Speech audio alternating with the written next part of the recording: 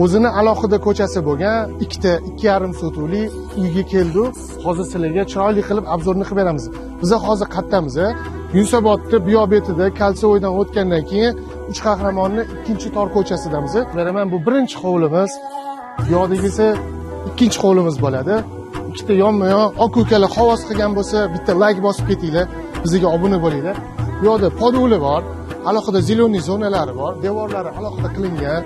Birinchi etaj, ikkinchi etaj podvoli umumiy maydoniga keladigan bo'lsa, 100 kvadratdan 3 ta etajda kiraverishda bizani xo'l kutib oladi.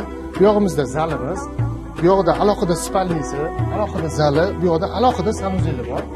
Narxlarni oxirida aytib ketaman. Ikkinchi etajga chiqqanimizda bizani shinamgina xo'l kutib oladi, panoramalari bilan. Bu yoqda alohida xonasi bor, xohlasangiz spalni, xohlasangiz yana bitta zal qilib qo'ysangiz bo'ladi. Bu yoqda umumiy sanuzel, bu yoqda xohlasangiz bolalar yotoqxonasi yoki yana bitta spalni qilib qo'ysangiz bo'ladi. Keling, zo'r joyi bor. Bu yoqda ota-onalar uchun alohida sanuzelli qilib qo'yishgan ekan. Xonalari juda ham keng. Bu yoqda oynaga alohida zona qoldirilgan. Podvol qismimiz umumiy 100 kvadrat. Hozir bu xonadonni xarid qilganlarga bitta zo'r narsa ko'rsataman, yuringlar. Yo'laydan shunaqangi zo'r joy qilib qo'yishgan ekanki, bu yerga xohlasangiz bilyard, xohlasangiz barbekyu zona, xohlasangiz umumiy o'tiradigan, dam oladigan joy qilsangiz bo'ladi. Hovlimizning atrofidan qaranglar o'rtoqlar, Qoraqamish kanali o'tgan ekan, juda ham havosi salqin. Bu yoqda zeleniy zonalar, hamma yoq zeleniy zona bo'lyapti. Xullas o'rtoqlar, bu ikkita xonadonimiz ham sotilyapti. 182 ming dollardan start berishgan. Bizning kanaldan agar telefon qiladigan bo'lsanglar, sizlarga juda ham skidka qilib berishadi. Shu xonadon kimga nasib qilgan bo'lsa, yaxshiligiga buyursin.